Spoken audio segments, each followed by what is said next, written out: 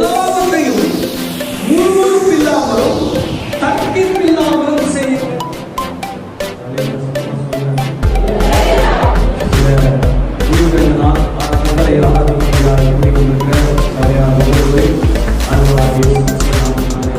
இப்பொழுதும் நாம் கர்த்தருடைய வார்த்தைகளை நாம் தியானிக்க போகிறோம். அதற்கு முன்பதாக போன வாரத்திலே ஒரு விசேஷித்த பிரசங்கர் கர்த்தருடைய வார்த்தையை பகிர்ந்து கொண்டார். ஒரு சிலர் சொன்னாங்க, ரொம்ப கொஞ்சம் வேகமா பேசினாரு, எங்களால சில விஷயங்களை புரிஞ்சுக்க முடியல அப்படின்னு சொன்னாங்க. அதனால மறுபடியும் அவர் பிரசங்கம் பண்ணினதனுடைய முக்கியமான 3 குறிப்புகளை உங்களுக்கு நான் ஞாபகப்படுத்த விரும்புகிறேன்.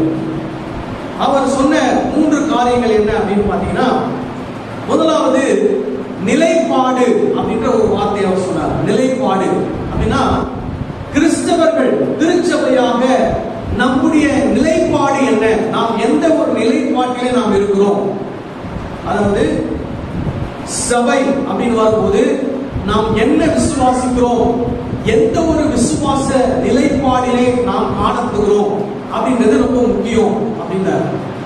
என்ன நிலைப்பாடு நாம் இருக்க வேண்டும் அப்படின்னா, ஆண்டவராகிய இயேசு கிறிஸ்து ஜீவனுள்ள தேவனுடைய குமாரன் என்ற அந்த விசுவாச நிலைப்பாட்டில் நாம் எல்லாரும் காணப்பட வேண்டும். ஒரு ஆமென் சொல்லலாமா?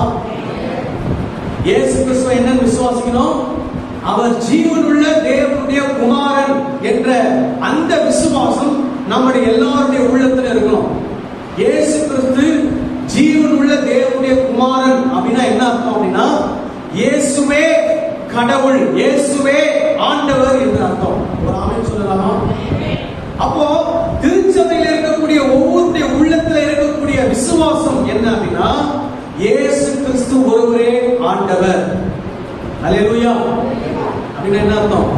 வேற யாரும் என்ன கிடையாது, ஆண்டவர் கிடையாது, வேற யாரும் கடவுள் கிடையாது, இயேசு ஒருவர் தான் கடவுள். அல்லேலூயா. அந்த நிலைப்பாட்டிலே நாம் இருக்க வேண்டும். அதுதான் முதலாவது. இப்போ இயேசு கடவுள் அப்படின்னா, கடவுள் சொன்னதை நம்ம கேட்டு செய்யணுமா செய்யக்கூடாதா? சொல்லுங்க. செய்யணும். அல்லேலூயா. அப்போ கடவுள் இயேசு அவர் இந்த வேத புஸ்தகத்துல என்னென்னலாம் சொல்லி இருக்கிறார், புதிய ஏற்பாட்டுல தான் அதெல்லாம் இருக்குது.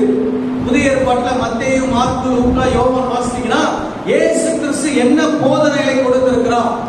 அதே போல புதிய ஏற்பாட்டில் இருக்கக்கூடிய மற்ற புஸ்தகங்கள், அப்போஸ்தலர்களுடைய உபதேசங்கள், இதுல இயேசு என்ன போதித்தார் என்பதெல்லாம் அதுல இருக்கிறது. அப்போ அந்த போதனைகளை நம்முடைய வாழ்க்கையிலே கேட்டு அவைகளை நம்முடைய வாழ்க்கையிலே செயல்படுத்த வேண்டும். அதுதான் திருச்சபையினுடைய நிலைப்பாடாக இருக்க வேண்டும். ஆமென் சொல்லலாமா? அல்லேலூயா. இப்போ அந்த நிலைப்பாடு, அந்த வெளிப்பாடு பேதுருவுக்கு கிடைத்தது. அப்போ இயேசு சொல்றாரு, இந்த வெளிப்பாடு கிடைத்ததே, இந்த வெளிப்பாட்டின் அடிப்படையில் தான் என்னுடைய திருச்சபையை நான் கட்டுவேன் என்று இயேசு சொன்னார். அதுதான் சபையில் இருக்கிற திருச்சபை அப்படின்னு சொல்லும்போது, சபையில் இருக்கக்கூடிய நாம் எல்லாரும் இந்த வெளிப்பாட்டின் அடிப்படையில் தான் என்ன பண்ணப்படுகிறோம், கட்டப்படுகிறோம். எந்த வெளிப்பாட்டின் அடிப்படையில்? இயேசுவே கடவுள், அவருடைய வார்த்தைகளுக்கு நான் கீழ்ப்படிந்து நடக்க வேண்டும் என்ற அந்த வெளிப்பாட்டின் அடிப்படையிலே நாம் எல்லாரும் விசுவாச வாழ்க்கையை கட்டப்படுகிறோம். அல்லேலூயா. அப்போ அந்த இடத்துல ஒரு வார்த்தை வரும், பாதாளத்தின் வாசல்கள் அவைகளை மேற்கொள்வதில்லை. இந்த கல்லின் மேல் என் சபையை கட்டுவேன், பாதாளத்தின் வாசல்கள் அவைகளை என்ன பண்ணாது, மேற்கொள்ளாது. பாதாளத்தின் வாசல்னா என்ன அப்படின்னா மரணம். அப்போ இந்த வெளிப்பாட்டை பெற்றிருக்கிற திருச்சபையை மரணம் என்ன பண்ண முடியாதாம், மேற்கொள்ள முடியாது. அப்படின்னா என்ன அர்த்தம்? மரணமே வந்தாலும் இந்த வெளிப்பாட்டில், இந்த நிலைப்பாட்டில் நான் உறுதியாக இருப்பேன். மரணம் என்னை மேற்கொள்ள முடியாது. நான் இந்த விசுவாசத்தின் மூலமாக அந்த மரணத்தை மேற்கொள்வேன். அப்படின்னு என்ன அர்த்தம்? மரணம் வந்தாலும் இயேசுவே கடவுள் என்ற விசுவாசத்தை விட்டு நான் என்ன பண்ண மாட்டேன், மாற மாட்டேன். அல்லேலூயா. அப்போ நிலைத்திருப்பது, எதுல நிலைத்திருப்பது? மரணமே வந்தாலும் தேவன் எங்களுக்கு கொடுத்திருக்கிற இந்த வெளிப்பாட்டிலே, இயேசுவே கடவுள் என்ற அந்த நிலைப்பாட்டிலே நாங்கள் முடிவு வரையிலும் நிலைத்து நிற்போம். அதுதான் திருச்சபையினுடைய நிலைத்து நிற்கக்கூடிய ஒரு தன்மை. அடுத்தது மூணாவது, நிறைவேற்றுகிறது. நாம் எதற்காக இந்த பூமியிலே இருக்கிறோம்? இயேசு கிறிஸ்து இந்த பூமியிலே செய்ததை தொடர்ந்து நிறைவேற்றுவதற்காக நாம் இந்த பூமியிலே இருக்கிறோம். ஆமென் சொல்லலாமா? இயேசு என்ன பிரசங்கம் பண்ணினார்னா, பரலோக ராஜ்யம் சமீபமாக இருக்கிறது அப்படின்னு பிரசங்கம் பண்ணினார். மனம் திரும்புங்கள் அப்படின்னு பிரசங்கம் பண்ணினார். பரலோக ராஜ்யம் இயேசு கிறிஸ்துவின் மூலமாக இந்த பூமிக்கு வந்திருக்கிறது, நம்முடைய உள்ளத்தில் வந்திருக்கிறது. நாம் பரலோக ராஜ்யத்திற்குள் வந்திருக்கிறோம். பரலோக ராஜ்யம் அப்படின்னா ரெண்டு விஷயம். ஒன்று, கடவுளை குறித்ததான சரியான அறிவு. கடவுளை குறித்ததான சரியான அறிவு. இரண்டாவது, சமநிலை. நாம் எல்லாரும் கடவுளுக்கு முன்பாக ஒன்று சமநிலை என்ற எண்ணம் எல்லாரும் வர வேண்டும். ஆமென் சொல்லலாமா? அல்லேலூயா. அதுதான் கடவுளுடைய ராஜ்யம். இப்போ நம்ம கடவுளுடைய ராஜ்யத்துல வந்திருக்கிறோம். இப்போ இயேசு விட்டு சென்றதை நாம் நிறைவேற்ற வேண்டும். அப்படின்னா என்ன அர்த்தம்? நமக்கு இருக்கக்கூடிய கடவுளை குறித்ததான அறிவு மற்றவர்களுக்கு உண்டாக வேண்டும். நாம் நம்முடைய திருச்சபையிலே சமநிலை என்ற உணர்வோடு நாம் செயல்பட வேண்டும். அதுபோல நாம் வாழ்கிற சமுதாயத்திலே நாம் சமநிலையோடு வாழ்வதற்கு நாம் கற்றுக்கொள்ள வேண்டும். ஆமென் சொல்லலாமா? அல்லேலூயா. சமநிலைனா என்ன அர்த்தம்? ஆண் பெண், படித்தவர் படிக்காதவர், சிவப்பு வெள்ளை, உயர்ந்தவர் தாழ்ந்தவர், பணக்காரர் ஏழை என்ற எந்த ஒரு வித்தியாசமும் என்ன பண்ணக்கூடாது, நமக்குள்ள இருக்கக்கூடாது. ஆமென் சொல்லலாமா? கிறிஸ்துவை விசுவாசிக்கிறவர்களுக்குள்ள அது என்ன பண்ணக்கூடாது, இருக்கவே கூடாது. அல்லேலூயா. சமநிலை, அதுதான் சமநிலை. அது போல உயர்வா இருக்கிறவங்க தாழ்வா இருக்கிறவங்க என்ன பண்ணணும்? உயர்த்துவதற்கு முயற்சி செய்ய வேண்டும். அல்லேலூயா. அப்போ நம்முடைய நிலைப்பாடு, நாம் கடைசி வரை அந்த நிலைப்பாட்டில் என்ன பண்ணணும்? நிலை நிற்க வேண்டும். அதுக்கப்புறம் இயேசு கிறிஸ்து எந்த நோக்கத்திற்காக இந்த பூமிக்கு வந்தாரோ அதை நாம் நிறைவேற்ற வேண்டும். ஆமென் சொல்லலாமா? அல்லேலூயா. இதுதான் போன வார பிரசங்கத்துடைய சுருக்கம். இப்ப இந்த வாரம் நம்முடைய பிரசங்கத்தை நாம் தொடர போகிறோம். அல்லேலூயா. பிலிப்பியருக்கு எழுதின நிருபம் 2ஆம் அதிகாரம் 14வது வசனத்திலிருந்து 18வது வசனம் வரை. பிலிப்பியர் 2:14 18 வரை. இன்னைக்கு சிஸ்டர் வரல, அதனால நானே வாசிக்கிறேன், கவனமா கேளுங்க. நான் வீணாக ஓடினதும் வீணாக பிரயாசப்பட்டதும் இல்லை என்கிற மகிழ்ச்சி கிறிஸ்துவின் நாளில் எனக்கு உண்டாயிருப்பதற்கு ஜீவ வசனத்தை பிடித்துக் கொண்டு உலகத்திலே சுடர்களை போல பிரகாசிக்கிற நீங்கள் கோணலும் மாறுபாடுமான சந்ததியின் நடுவிலே குற்றமற்றவர்களும் கபடற்றவர்களும் தேவனுடைய மாசற்ற பிள்ளைகளுமாய் இருக்கும்படிக்கு எல்லாவற்றையும் முறுமுறுப்பில்லாமலும் தர்க்கிப்பில்லாமலும் செய்யுங்கள். மேலும் உங்கள் விசுவாசமாகிய பலியின் மேலும் ஊழியத்தின் மேலும் நான் பார்க்கப்பட்டு போனாலும் நான் மகிழ்ந்து உங்கள் அனைவரோடு கூட சந்தோஷப்படுவேன். இது நிமித்தம் நீங்களும் மகிழ்ந்து என்னோட கூட சந்தோஷப்படுங்கள். அல்லேலூயா. அல்லேலூயா. அல்லேலூயா. இதுல 16வது வசனத்தை தான் நம்ம முக்கியமா பார்த்து கொண்டு வருகிறோம். என்ன 16வது வசனம் சொல்லுகிறது? எல்லாவற்றையும் முறுமுறுப்பில்லாமலும் தர்க்கிப்பில்லாமலும் செய்யுங்கள். இந்த பிரசங்கத்தை கேட்கிற நாள்ல இருந்து நாம எல்லாவற்றையும் செய்யும் போது முறுமுறுப்பில்லாமல் தர்க்கிப்பில்லாமல் செய்கிறோமா என்பது ஒரு முக்கியமான ஒரு கேள்வி. இப்போ ஏன் நாம் எல்லாவற்றையும் முறுமுறுப்பில்லாமல் தர்க்கிப்பில்லாமல் செய்ய வேண்டும்? அதற்கு முதலாவது ஒரு 2 காரணம் சொன்னேன். கிறிஸ்துவின் நிமித்தம், இரண்டாவது பவுலின் நிமித்தம். ஏன்னா பவுல் என்ன பண்ணியிருக்கிறாரா, அவர் சொல்றார் 14வது வசனத்துல,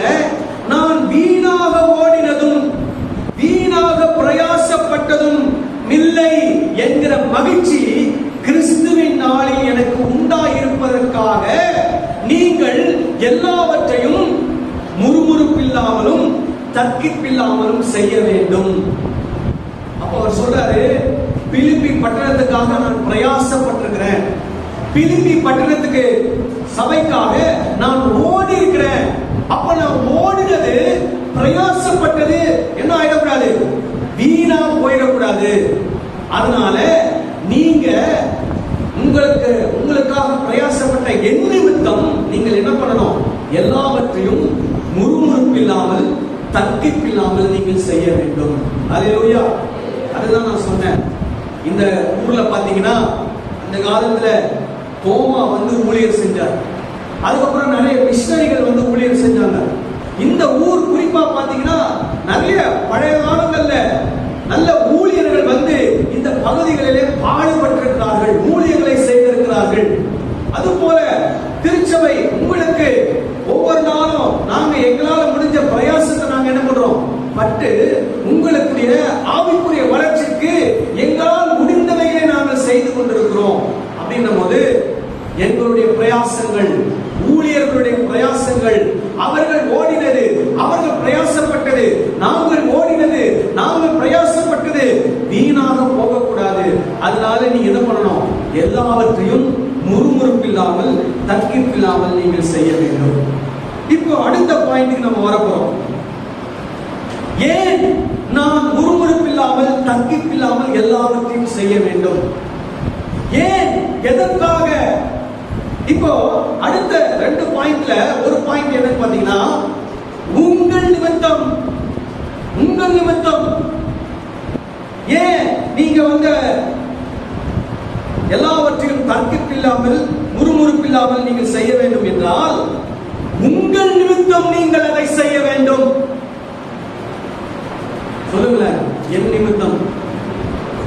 என் நிமித்தம், சத்தமா சொல்லுங்க, என் நிமித்தம். அதுதான் இங்க வசனம் சொல்லுது, வாசிக்கலாம்.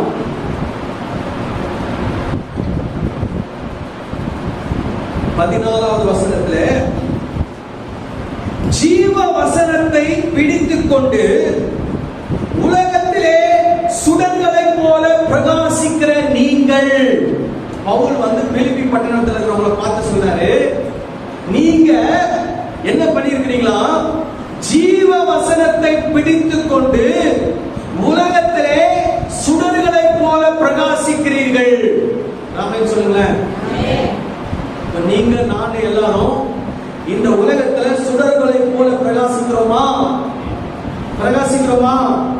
ஆம். இந்த உலகம் இப்போ நீங்க இப்ப பாத்தீங்கன்னா வெளிச்சமா இருக்கு. ஆக்சுவலா நீங்க பாத்தீங்கன்னா இந்த உலகம் ஆவிக்குரிய விதத்துல என்ன ஆயிடுது, இருளான ஒரு உலகமாக இருக்கிறது. இந்த இருளான ஒரு உலகத்திலே தேவ பிள்ளைகளாகிய நீங்களும் நானும் சுடர்களை போல பிரகாசித்துக் கொண்டிருக்கிறோம். அது எத்தனை பேருக்கு தெரியும்? உங்களுக்கே தெரியாது. ஆனா ஆவிக்குரிய உலகத்துல நாம் சுடர்கள்னா நட்சத்திரத்தை போல அல்லது ஒரு வெளிச்சத்தை போல நாம் என்ன பண்ணிக்கிட்டு இருக்கோமா, பிரகாசித்துக் கொண்டிருக்கிறோம். இருட்டுல லைட் போட்டா அந்த லைட் என்ன உதவி செய்யும் நமக்கு? நம்ம நடக்கிற வழியை நமக்கு என்ன பண்ணும், காட்டும். நம்ம போக வேண்டிய இடத்தை நம்மளை கொண்டு போய் என்ன பண்ணும், அந்த வெளிச்சம் கொண்டு போய் சேர்க்கும். அது போலதான் இந்த உலகத்திலே ஜனங்களை தேவனிடத்திற்கு கொண்டு வரக்கூடிய சுடர்களாய் இந்த உலகத்தில் இருக்கக்கூடிய ஜனங்கள் எப்படி வாழ வேண்டும், எப்படிப்பட்டதான பாதையிலே செல்ல வேண்டும் என்பதற்கு உதாரணங்களாய் ஆண்டவர் நம்மை இந்த உலகத்திலே சுடர்களாய் வைத்திருக்கிறார். ஆமென் சொல்லுங்களேன். அல்லேலூயா. எல்லா கிறிஸ்தவங்களும் சுடர்களை போல பிரகாசிக்க முடியாது. நல்லா கவனிங்க. எல்லா கிறிஸ்தவர்களும் சுடர்களை போல பிரகாசிக்க முடியாது. இன்னைக்கு கிறிஸ்தவர்கள் என்று எடுத்துக்கொண்டால் கிறிஸ்தவர் கூட்டத்திலே 2 கூட்டம் இருக்கிறாங்க. ஒருத்தர் பேர் கிறிஸ்தவர்கள். பேர் கிறிஸ்தவர்கள் என்னது? பேர் மட்டும் என்ன பேராகும்? கிறிஸ்தவ பேராகும். அதே மாதிரி பேருக்காக திருச்சபைக்கு போறவங்களா இருப்பாங்க. பேருக்காக கையில பைபிளை தூக்கிட்டு நடப்பாங்க. ஆனா இங்க பவுல் சொல்றாரு, ஜீவ வசனத்தை பிடித்துக் கொண்டு, ஜீவ வசனத்தை பிடித்துக் கொண்டு உலகத்திலே சுடர்களைப் போல பிரகாசிக்கிற நீங்கள். அல்லேலூயா. ஜீவ வசனத்தை பிடித்துக் கொண்டாதான் என்ன பண்ண முடியும்? சுடர்களைப் போல பிரகாசிக்க முடியும். அல்லேலூயா. இப்போ ஜீவ வசனத்தை பிடிக்காதவங்க எப்படி தெரியுமா? இப்போ எமர்ஜென்சி லைட் இருக்கும். அந்த எமர்ஜென்சி லைட்ல பேட்டரி இல்லைன்னு வச்சுக்கோங்க, பேர் லைட்டு, ஆனா அது என்ன ஆகாது? எரியாது. அந்த மாதிரி தான் நம்ம எல்லாரும் பேர் கிறிஸ்தவங்க, ஆனா ஜீவ வசனத்தை பிடித்துக் கொள்ளவில்லை என்றால் பேட்டரி என்னது? டவுன். லைட் இருக்கும், ஆனா லைட் என்ன பண்ணாது? எரியாது.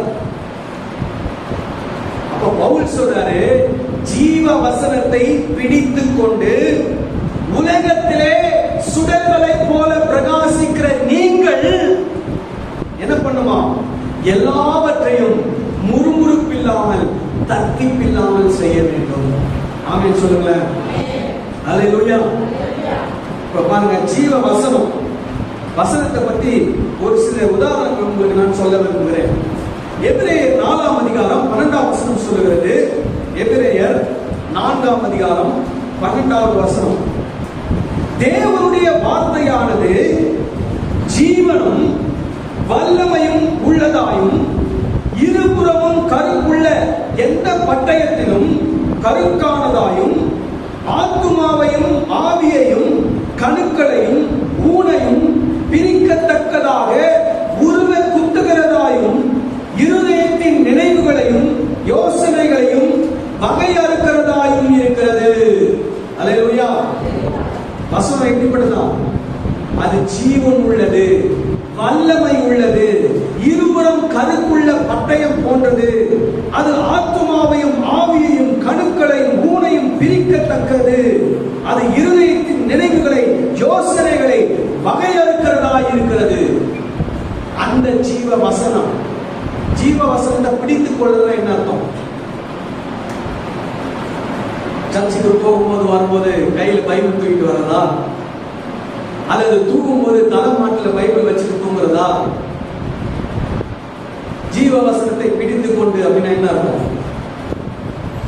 இந்த வசனம் நம்முடைய எண்ணங்களிலே, நம்முடைய இருதயத்திலே வரணும். இந்த வசனம் நம்முடைய வாழ்க்கையாக மாற வேண்டும். ஆமென் சொல்லுங்களேன். அப்போ வசனத்தின்படி வாழாத எந்த கிறிஸ்தவரும் இந்த பூமியிலே சுடர்களை போல பிரகாசிக்க முடியாது. வசனத்தின்படி வாழ்கிறவர்களே இந்த பூமியிலே சுடர்களை போல பிரகாசிக்கிறவர்கள். அல்லேலூயா. எதற்காக ஆண்டவர் நம்மளை அழைச்சிருக்கிறார்? ஏதோ இயேசு இயேசுன்ற ஒரு பேரை வாயில சொன்னா போதுமா? இயேசு அப்படின்ற வார்த்தையை சொன்னா மட்டும் போதாது. அந்த இயேசு என்னெல்லாம் நமக்கு போதித்திருக்கிறாரோ அந்த போதனைகளை நம்முடைய வாழ்க்கையிலே செயல்படுத்த வேண்டும். அப்பதான் அந்த ஜீவ வசனத்தை பிடித்துக் கொண்டிருக்கிறவர்கள் என்றார். அல்லேலூயா. அப்போ வசனம் சொல்லுது, சங்கீதம் 119 105, உம்முடைய வசனம் என் கால்களுக்கு தீபமும் என் பாதைக்கு வெளிச்சமுமாய் இருக்கிறது. அவருடைய வசனம் என்னவா? கால்களுக்கு தீபம், பாதைக்கு வெளிச்சம். அவருடைய வசனம் தான் நம்முடைய வாழ்க்கையை கொண்டு செல்ல வேண்டிய இடத்திற்கு கொண்டு செல்கிறது. இன்னொரு ஒரு வசனம் சொல்றது, 2 தீமோத்தேயு 3:16-17 சொல்கிறது, வேத வாக்கியங்கள் எல்லாம் தேவ ஆவியினால் அருளப்பட்டிருக்கிறது. தேவனுடைய மனுஷன் தேறினவனாகவும் எந்த நற்கிரியையும் செய்ய தகுதி உள்ளவனாகவும் இருக்கும்படியாக அவைகள் உபதேசத்துக்கும் கடிந்து கொள்ளுதலுக்கும் சீர்திருத்துதலுக்கும் நீதியை படிப்பிக்குதலுக்கும் பிரயோஜனம் உள்ளவைகளாய் இருக்கிறது. அல்லேலூயா. அவருடைய வசனம் எதுக்கு பிரயோஜனங்களா இருக்கிறதா? உபதேசம், கடிந்து கொள்ளுதல், சீர்திருத்துதல், நீதியை படிப்பிக்குதல், இவைகளுக்கு அவருடைய வசனம் பிரயோஜனம் உள்ளவைகளாய் இருக்கிறது. அல்லேலூயா.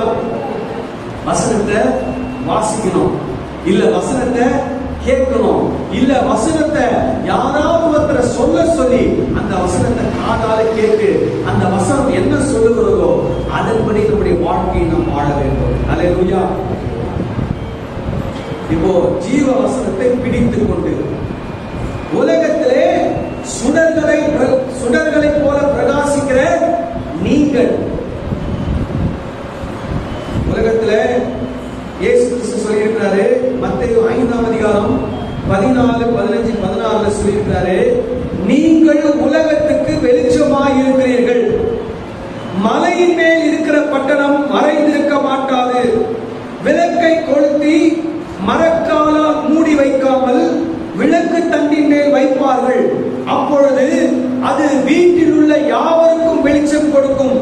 இவ்விதமாய் மனுஷர் உங்கள் நற்கிரியைகளை கண்டு பரலோகத்தில் இருக்கிற உங்கள் பிதாவை மகிமைப்படுத்தும்படி உங்கள் வெளிச்சம் அவர்களுக்கு முன்பாக பிரகாசிக்க கடவுது.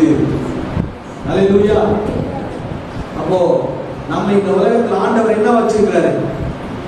வெளிச்சமாக, சுடர்களாக, பிரகாசிக்கிற நட்சத்திரங்களாக ஆண்டவர் நம்மை வைத்திருக்கிறார். அல்லேலூயா.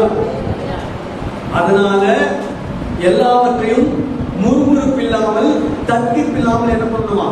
செய்ய வேண்டும். அடுத்தது 15வது வசனம் சொல்கிறது, கோணலும் மாறுபாடும் உள்ள சந்ததியின் நடுவிலே குற்றமற்றவர்களும் கபடற்றவர்களும் தேவனுடைய மாசற்ற பிள்ளைகளாய் இருக்கும்படிக்கு அப்படின்றார் பவுல். இப்போ முதல்ல நம்ம ஜீவ வசனத்தை பிடித்துக் கொண்டு இந்த உலகத்துல சுடர்களை போல இருக்கிறோம். அடுத்தது இந்த உலகத்துல நம்ம எப்படி இருக்கணுமா? குற்றமற்றவர்களாய் இருக்க வேண்டும். குற்றமற்றவர்கள் என்ன அர்த்தம்? குற்றமற்றவர்கள்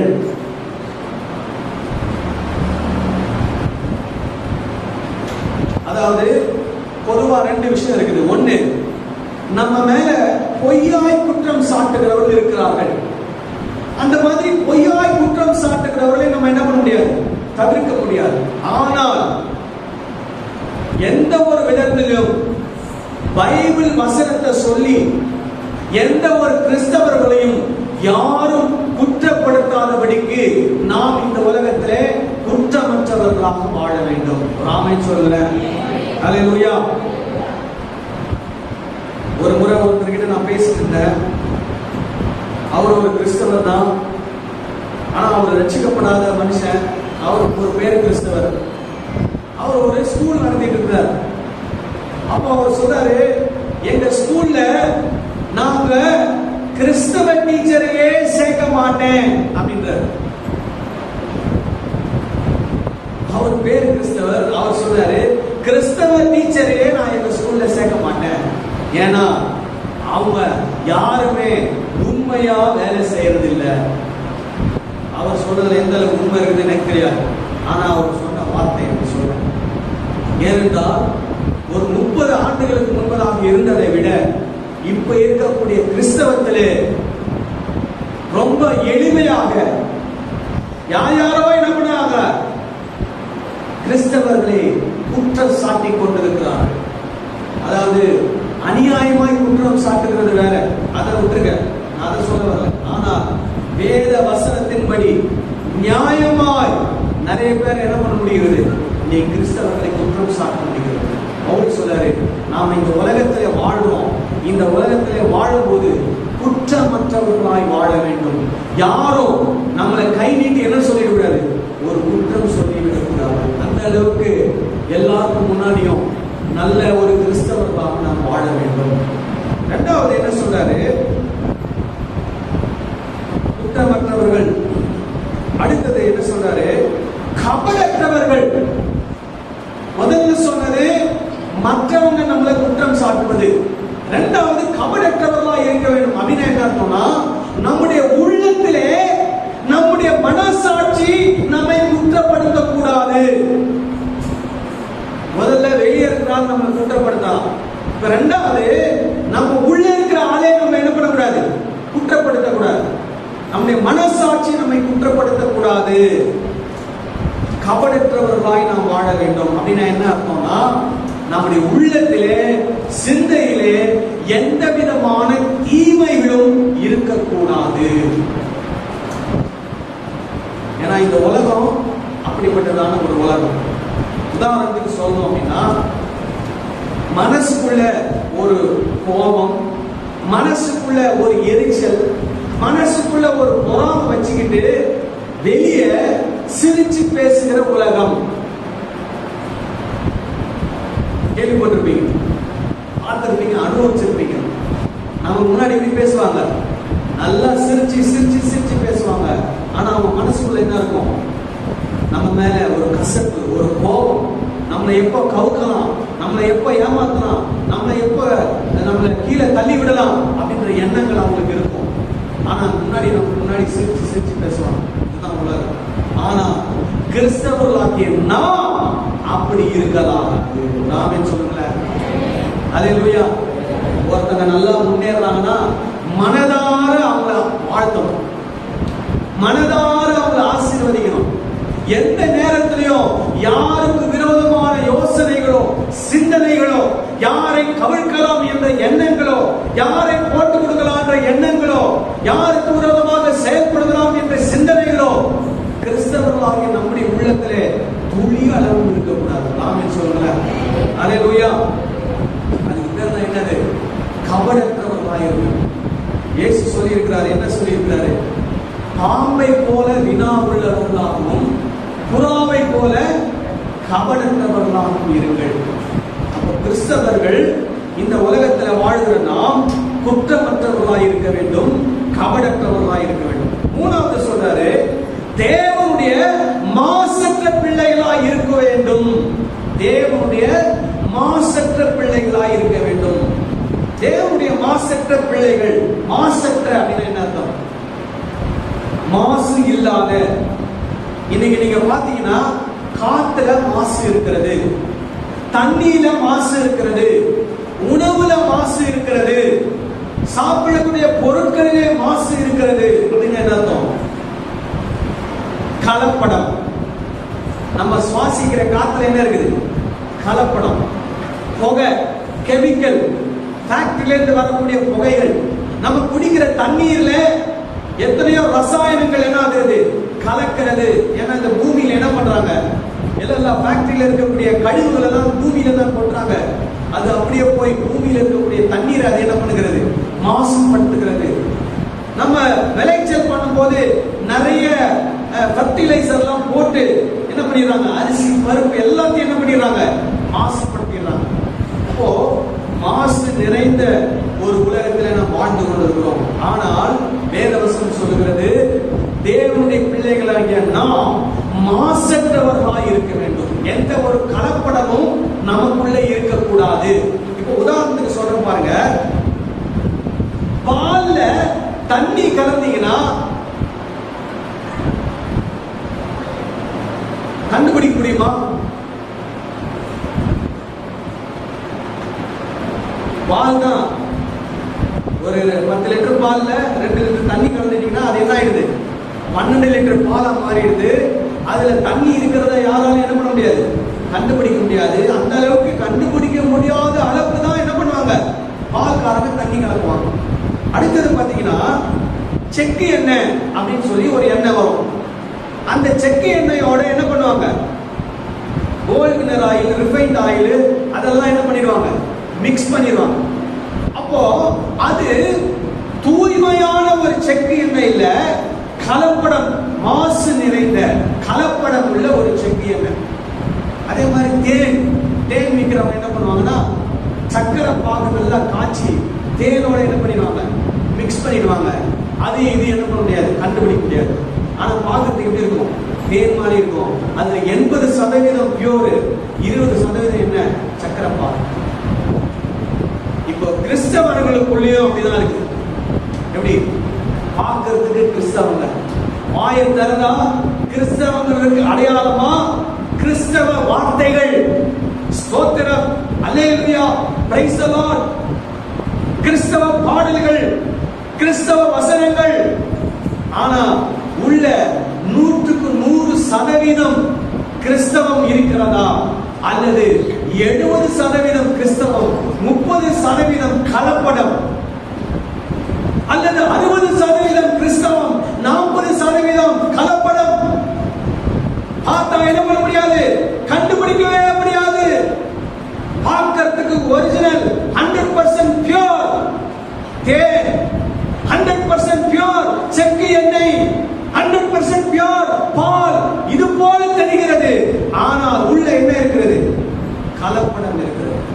ஆனா ஆண்டவர் சொல்றாரு, இந்த உலகத்திலே நாம் மாசற்ற தேவ பிள்ளைகளாக இருக்க வேண்டும். ஆமென் சொல்லுங்க. மாசற்ற தேவ பிள்ளைகள் அப்படின்றதுக்கு அடையாளம் ஒரு சில வசனங்களை உங்களுக்கு நான் சொல்ல விரும்புறேன். இந்த வசனங்களை நீங்க உங்க வாழ்க்கையில நீங்க அதை செயல்படுத்துறீங்களான்னு கொஞ்சம் யோசித்து பாருங்க. மத்தேயு 5ஆம் அதிகாரம் 9வது வசனத்தை வாசிக்கலாமா? யாராவது வாசிங்க. மத்தேயு 5:9.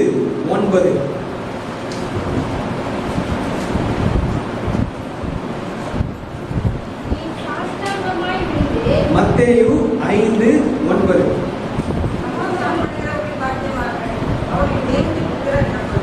சமாதானம் பண்ணுகிறவர்கள் பாக்கியவான்கள், அவர்கள் தேவனுடைய புத்திரர்கள், தேவனுடைய பிள்ளைகள் எனப்படுவார்கள். அல்லேலூயா. இப்ப நீங்க மாசற்ற தேவ பிள்ளைகள் அப்படின்னா நீங்க என்ன பண்றவங்களா இருக்கணும்? என்ன பண்றவங்களா இருக்கணும்? சமாதானம் பண்ணுகிறவர்களா இருக்க வேண்டும். ஆமென் சொல்லுங்க. அல்லேலூயா.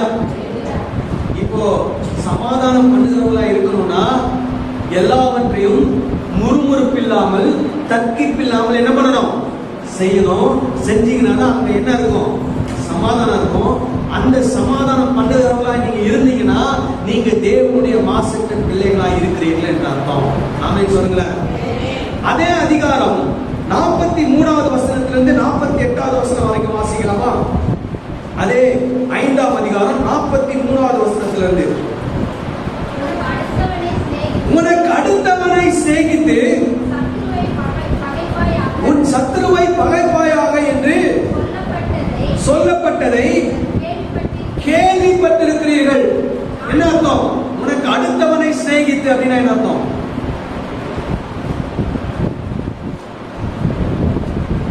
எங்க வீட்டில் இருக்கக்கூடிய எல்லாரையும் நான் நேசிப்பேன். எங்க சபையில இருக்கிறவங்களை மட்டும் நான் என்ன பண்ணுவேன்? நேசிப்பேன். எங்க சொந்தங்களை மட்டும் நான் என்ன பண்ணுவேன்? நேசிப்பேன். மத்த யாரா இருந்தாலும் விரோதியா இருந்தா என்னால என்ன பண்ண முடியாது? நேசிக்க முடியாது. அவனை நான் என்ன பண்ணுவேன்? பகைப்பேன். உங்களுக்கு அடுத்தவனை சிநேகித்து உன் சத்துருவை பகைப்பாயாக என்று சொல்லப்பட்டதை கேள்விப்பட்டிருக்கிறீர்கள். இயேசு சொல்றாரு, நான் உங்களுக்கு சொல்லுகிறேன், உங்கள் சத்துருக்களை சிநேகியுங்கள், உங்களை சபிக்கிறவர்களை ஆசீர்வதியுங்கள், உங்களை பகைக்கிறவர்களுக்கு நன்மை செய்யுங்கள், உங்களை நிந்திக்கிறவர்களுக்கு, உங்களை துன்பப்படுத்துகிறவர்களுக்கு ஜெபம் பண்ணுங்கள். இப்படி செய்வதனால் நீங்கள் பரலோகத்தில் இருக்கிற உங்கள் பிதாவுக்கு புத்திரராய் இருப்பீர்கள். அவர் தீயோர் மேலும் நல்லோர் மேலும் தமது சூரியனை உதிக்க பண்ணி நீதி உள்ளவர்கள் மேலும் அநீதி உள்ளவர்கள் மேலும் மழையை பெய்ய பண்ணுகிறார். உங்களை சிநேகிக்கிறவர்களையே நீங்கள் சிநேகிப்பீர்களானால் உங்களுக்கு பலன் என்ன? ஆயக்காரரும் அப்படியே செய்கிறார்கள் அல்லவா? உங்கள் சகோதரரை மாத்திரம் வாழ்த்துவீர்களானால் நீங்கள் விசேஷித்து செய்கிறது என்ன? ஆயக்காரரும் அப்படி செய்கிறார்கள் அல்லவா? ஆகையால் பரலோகத்தில் இருக்கிற உங்கள் பிதா பூரண சற்குணராய் இருக்கிறது போல நீங்களும் பூரண சற்குணராய் இருக்க கடவீர்கள். அல்லேலூயா. அப்ப தேவனுடைய மாசற்ற பிள்ளைகள் என்ன செய்யணும்? சத்துருக்களை சிநேகிக்க வேண்டும்.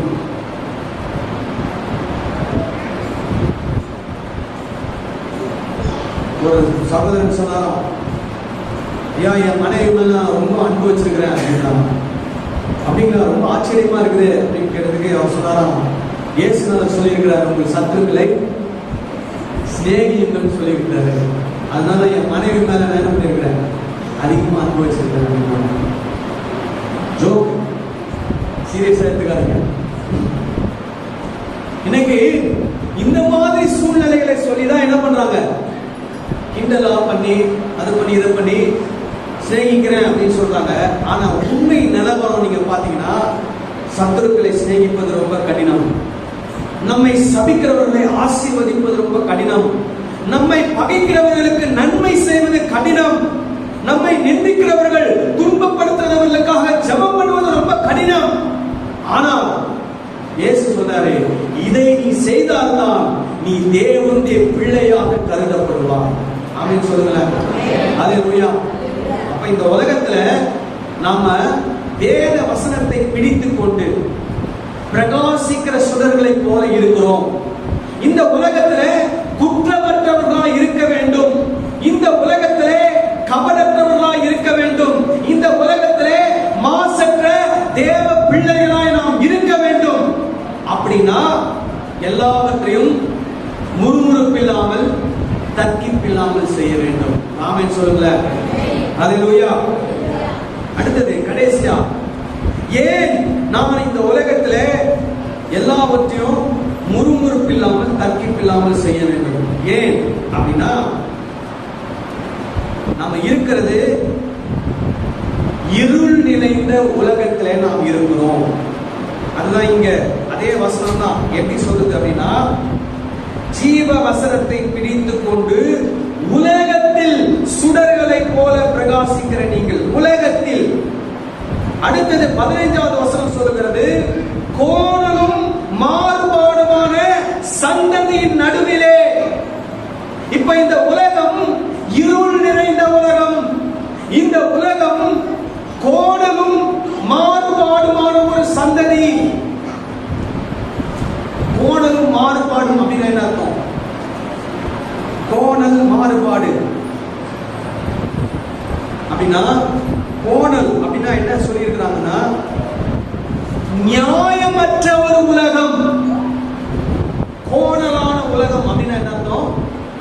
கோணலான சந்ததி அப்படின்னா என்ன அர்த்தம்னா, நியாயமற்ற சந்ததி. இந்த உலகத்துல நீங்க நியாயத்தை யாருமே என்ன பண்ண முடியாது, எதிர்பார்க்கவே முடியாது. கிட்டத்தட்ட ஒரு 100 பேர் இருக்கிறாங்கன்னா அதுல ஒரு 5 பேர் இல்ல ஒரு 8 பேர் நியாயமா நடந்துப்பாங்க. மீதி 92 பேர் அல்லது 95 பேர் எப்படிதான் நடந்துப்பாங்க? நியாயம் இல்லாமல் தான் நடந்து கொள்வார்கள். நம்ம வண்டியில போறோம், யாரையோ ஒருத்தர் சடனா உள்ள குறுக்க புந்துறார், தெரியாம இடிச்சிடும். அவரு நம்மளை திட்டிட்டு போவார். வண்டிய பார்த்து ஓட்ட மாட்டியா? ஏன்னா ஆனா யார் தப்பு பண்ணிருப்பா? அவர் தப்பு பண்ணிருப்பாரு. ஆனா நம்மள என்ன பண்ணுவார்? திட்டிட்டு போவார். இந்த மாதிரி உலகம் இருக்கிறது, நியாயமற்ற உலகம். இரண்டாவது, மாறுபாடான சந்ததி. மாறுபாடான சந்ததி அப்படின்னா என்ன அர்த்தம்னா, நடக்க வேண்டிய வழியிலே நடக்காமல் வேற ஒரு வழியில நடப்பது. நடக்க வேண்டிய வழினா என்ன அர்த்தம்னா, கடவுள் இந்த உலகத்திலே மனிதர்கள் எப்படி வாழ வேண்டும் என்று நிர்ணயித்து வைத்திருக்கிறாரோ அந்த வழியில நடக்காமல் வேற ஒரு வழியில நடப்பது. இன்னைக்கு நீங்க பாத்தீங்கன்னா, சென்னையில ஒரு புது கல்ச்சர் ஒன்று அதிகமா இருக்கிறது. என்ன கல்ச்சர் அப்படின்னு பாத்தீங்கன்னா, லிவிங் டுகெதர் அப்படின்னு ஒரு கல்ச்சர். ஆணும் பெண்ணும் கல்யாணம் பண்ணிக்க மாட்டாங்க, ஆனா 2 பேரும் ஒரே வீட்டுல ஒரே அறையில இருப்பாங்க. ஆண் அவருடைய வேலைக்கு போவார், பெண் அவங்க வேலைக்கு போவாங்க.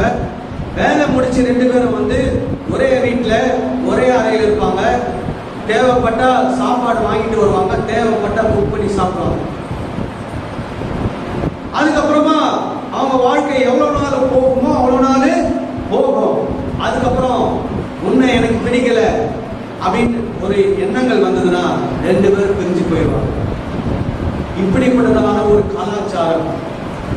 ஆனால் வேத வசனம் அப்படிப்பட்டதான ஒரு கலாச்சாரத்தை என்ன பண்ணவில்லை, கற்றுக் கொடுக்கவில்லை.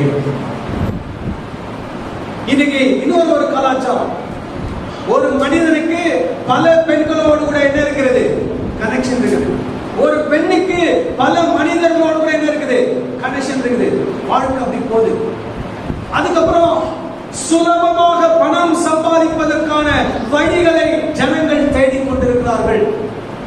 ஒரே நைட்ல லட்சாதிபதி ஆகணும், ஒரே நைட்ல கோடீஸ்வரன் ஆகணும். இதுக்கு என்ன பண்ணணும்? புது புது விதமான திருட்டுகள், புது புது விதமான கொள்ளைகள், புது புது விதமான யோசனைகள், எண்ணங்கள். இதெல்லாம் என்னன்னா கோணலும் மாறுபாடுமான ஒரு சந்ததி. அந்த சந்ததியின் நடுவிலே நாம் ஜீவ வசனத்தை பிடித்துக் கொண்டு சுடர்களை போல குற்றமற்றவர்களாக, கபடற்றவர்களாக, தேவனுடைய மாசற்ற பிள்ளைகளாக என்ன பண்ணி கொண்டிருக்கிறோம்? வாழ்ந்து கொண்டிருக்கிறோம். இன்னைக்கு கிறிஸ்தவத்துக்கு எதிராக நிறைய பேர் எழுப்பி இருக்கிறாங்க. ஒரு 10-20 வருஷத்துக்கு முன்னாடி அப்படி கிடையாது. ஆனா இன்னைக்கு கிறிஸ்தவத்துக்கு எதிராக எழுப்பி இருக்கிறவர்கள் அநேகர். கிறிஸ்தவத்துக்கு எதிராக குற்றச்சாட்டுகளை வைக்கிறவர்கள் அநேகர். கிறிஸ்தவ போதகர்களை அடித்து துன்பப்படுத்தி கிறிஸ்தவ ஊழியருடைய குடும்பங்களை சின்னாபின்னமாக்கி சபைகளை உடைப்பது, போதகர்களை நடுரோட்டில் வச்சு அடிக்கிறது, இந்த மாதிரியான நிறைய காரியங்கள் இன்றைக்கு நடந்து கொண்டிருக்கிறது. எனக்கு தெரிஞ்சு 1997 நாங்க இருக்கிற வீட்டுல இருந்து காலி செய்து போய் இன்னொரு வீட்டுல இருக்கணும். ஏன்னா இருக்கிற வீடை இடிச்சுட்டு வீடு கட்டணும். அப்போ போய் வாடகைக்கு வீடு கேட்டோம். நல்லா கவனிங்க. 1997 கிறிஸ்தவங்கன்னா வீடு கொடுக்க மாட்டோம்னு சொல்லிட்டாங்க. கிறிஸ்தவங்கன்னா வீடு கொடுக்க மாட்டோம்னு சொல்லிட்டாங்க. அதுக்கப்புறம் எங்க அம்மாவுக்கு தெரிஞ்ச ஒரு முஸ்லிம் வாதியார் ஒருத்தர், அவர் சொன்னார், அம்மா நான் உங்களுக்கு வீடு தரமா அப்படின்னு சொல்லி அவருடைய வீடு வாடகை கொடுத்தார். அந்த வீட்டுல வாடகை தங்கியிருந்து வீடை கட்டி அதுக்கப்புறம் நாங்க அந்த வீட்டுக்கு வந்தோம்.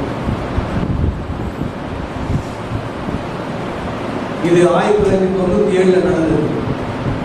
இன்னைக்கு அதை விட இன்னும் அதிக மோசமான நிலைமை, கோணலும் மாறுபாடுமான ஒரு சந்ததி. இந்த சந்ததியின் மத்தியிலே நாம் வாழ்ந்து கொண்டிருக்கிறோம். ஜீவ வசனத்தை பிடித்துக் கொண்டால்தான் இந்த உலகத்திலே நாம் சுடர்களை போல பிரகாசிக்க முடியும். ஜீவ வசனத்தை பிடித்துக் கொண்டால்தான் இந்த உலகத்திலே, இந்த கோணலும் மாறுபாடுமான ஒரு உலகத்திலே நாம் குற்றமற்றவர்களாக வாழ முடியும், கபடற்றவர்களாக வாழ முடியும், மாசற்ற தேவ பிள்ளைகளாக வாழ முடியும். இயேசு என்ன சொல்றார் பாருங்க. மத்தேயு 5ஆம் அதிகாரம் 10 16 வரைக்கும் உள்ள ஒரு பகுதி. இதை சொல்லி நான் முடிக்க போறேன், டைம் ஆயிடுச்சு. மத்தேயு 5ஆம் அதிகாரம் 10வது வசனத்திலிருந்து, நீதி நிமித்தம் துன்பப்படுகிறவர்கள் பாக்கியவான்கள். நீதி நிமித்தம் துன்பப்படுகிறவர்கள் பாக்கியவான்கள். நீங்க ஒரு நல்ல கிறிஸ்தவராக, ஜீவ வசனத்தை பிடித்துக் கொண்டிருக்கக்கூடிய கிறிஸ்தவராக, நீதியாக வாழ வேண்டும் என்று நீங்கள் இந்த உலகத்தில் விரும்பினால், கோணலும் மாறுபாடுமான இந்த உலகத்திலே நீங்கள் துன்பப்படுவீர்கள்.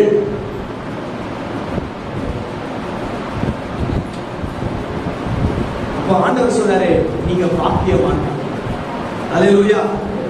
ஒன்று. இரண்டாவது, அதுக்கு சொல்றாரு, பரலோகத்திலே அவர்களுடைய, அதாவது அவர்களுடைய பலன், அதாவது பரலோக ராஜ்யம் அவர்களுடையது அப்படின்னு சொல்றாரு. இரண்டாவது சொல்றாரு 11வது வசனம், என் நிமித்தம் உங்களை நிந்தித்து துன்பப்படுத்தி பலவிதமான தீமையான மொழிகளையும் உங்கள் பேரில் பொய்யாய் சொல்வார்களானால் பாக்கியவான்களாய் இருப்பீர்கள். முதலாவது நீதி நிமித்தம், இரண்டாவது இயேசு கிறிஸ்துவின் நிமித்தம், கிறிஸ்தவர்கள் என்பதின் நிமித்தம், இயேசு கிறிஸ்துவை பின்பற்றுகிறவர்கள் என்பதின் நிமித்தம் என்ன நடக்குமா? உங்களை நிந்தித்து துன்பப்படுத்தி பலவிதமான தீமை தீமையான மொழிகளை உங்கள் பேரில் பொய்யாய் சொல்வார்களானால் பாக்கியவான்களாய் இருப்பீர்கள். இந்த கோணலும் மாறுபாடுமான உலகம் என்ன பண்ணுவான்? கிறிஸ்தவர்கள் என்ற காரணத்தினால், இயேசு கிறிஸ்துவை பின்பற்றுகிறோம் என்ற காரணத்தினால் நம்மளை என்ன பண்ணுவாங்களா? நிந்தித்து துன்பப்படுத்துவார்கள். அடுத்தது, பலவிதமான தீமையான மொழிகளை நம்ம மேல பொய்யாய் குற்றம் சாட்டுவார்கள். அப்படி சாட்டினால் ஆண்டவர் சொன்னாரு, நீங்கள் பாக்கியவான்களாய் இருப்பீர்கள். இப்படி நம்மை துன்பப்படுத்துகிற, நம்மை நிந்திக்கிற, நம்மை குற்றப்படுத்துகிற இந்த சந்ததி மத்தியிலே நம்ம என்ன பண்ணுமா? வெளிச்சம் போல வாழ வேண்டும். அல்லேலூயா. அடுத்து பாருங்க, அத சொல்லி இருக்குது, சந்தோஷப்பட்டு கலிகூறுங்கள், பரலோகத்தில் உங்கள் பலன் மிகுதியாயிருக்கும். உங்களுக்கு முன்னிருந்த தீர்க்கதரிசிகளும் அப்படியே துன்பப்படுத்தினார்கள். நீங்கள் பூமிக்கு உப்பாய் இருக்கிறீர்கள். உப்பானது சாரமற்று போனால் எதினால் சாரமாக்கப்படும்? வெளியிலே கொட்டப்படுவதற்கும் மனுஷரால் மிதிக்கப்படுவதற்குமே ஒழிய வேறு ஒன்றுக்கும் உதவாது. நீங்கள் உலகத்திற்கு வெளிச்சமாய் இருக்கிறீர்கள். மலையின் மேல் இருக்கிற பட்டணம் மறைந்திருக்க மாட்டாது. விளக்கை கொளுத்தி மரக்காலால் மூடி வைக்காமல் விளக்கு தண்டின் மேல் வைப்பார்கள். அப்பொழுது அது வீட்டில் உள்ள யாவருக்கும் வெளிச்சம் கொடுக்கும். இவ்விதமாய் மனுஷர் உங்கள் நற்கிரியைகளை கண்டு. எந்த மனுஷர்? இது முன்னாடி சொன்னார் பாத்தீங்களா? உங்களை நிந்தித்த மனுஷர், உங்களை துன்பப்படுத்தின மனுஷர், உங்கள் மேல் பலவிதமான தீமையான மொழிகளை உங்கள் பேரில் பொய்யாய் சொன்ன மனுஷர், அந்த மனுஷர் உங்கள் நற்கிரியைகளை கண்டு பரலோகத்தில் இருக்கிற உங்கள் பிதாவை மகிமைப்படுத்தும்படி உங்கள் வெளிச்சம் அவர்களுக்கு முன்பாக பிரகாசிக்க கடவுள். ஆமென் சொல்லலாமா? நம்ம கூட நல்லா இருக்கிறவங்களுக்கு நற்கிரியை நம்மளால செய்ய முடியும். நம்ம கிட்ட நல்லா பேசுறவங்களுக்கு நல்ல செயல்களை நாம் செய்ய முடியும். நம்மளை எந்த விதத்திலையும் டிஸ்டர்ப் பண்ணாதவங்களுக்கு நம்மளால் முடிந்த நல்ல கிரியைகளை, நல்ல காரியங்களை நம்மால் செய்ய முடியும். ஆனா இயேசு சொன்னாரு, எந்த மனுஷருக்கு நீங்க இதை செய்யணுமா? உங்களை நிந்தித்து, உங்களை துன்பப்படுத்தி, உங்கள் பேரில் பொய்யான குற்றச்சாட்டுகளை வைக்கிறார்கள் அல்லவா, அந்த மனுஷர்களுக்கு நீங்கள் நற்கிரியைகளை செய்யுங்கள். அப்படி நீங்க செய்வீங்கன்னா நீங்க இந்த பூமிக்கு என்னவா இருக்கிறீங்க? வெளிச்சமாய் இருக்கிறீர்கள். அல்லேலூயா. அந்த நற்கிரியைகளை அந்த மனுஷர் கண்டு நம்முடைய தேவனை அவர் என்ன பண்ணுவாங்க? மகிமைப்படுத்துவார். ஆமென் சொல்லலாமா? அல்லேலூயா. சத்துரு பசியா இருந்தால் அவனுக்கு என்ன பண்ணு? ஆகாரம். உன் சத்துரு தாகமா இருந்தால் அவனுக்கு குடிப்பதற்கு என்ன கொடு? தண்ணீர் கொடு. இதுதான் வேத வசனமா கற்றுக்கிறது. அப்போ எதற்காக நாம் எல்லாவற்றையும் முறுமுறுப்பில்லாமல் தர்க்கிப்பில்லாமல் செய்யணும் அப்படின்னா நமக்காக செய்யணும். இரண்டாவது, இந்த உலகத்தில் இருக்கக்கூடிய கோணலும் மாறுபாடுமான சந்ததியின் நடுவிலே நாம் சுடர்களை போல இருக்கிறோம். வேத வசனத்தை, ஜீவ வசனத்தை பிடித்துக் கொண்டவர்களாக, குற்றமற்றவர்களாக, கபடற்றவர்களாக, மாசற்றவர்களாக நாம் இந்த உலகத்தில் வாழ வேண்டும். அதற்காக, இந்த ஜனங்களுக்காக, நமக்காக நாம் என்ன பண்ணணும்? எல்லாவற்றையும் முறுமுறுப்பில்லாமல் தர்க்கிப்பில்லாமல் நாம் செய்ய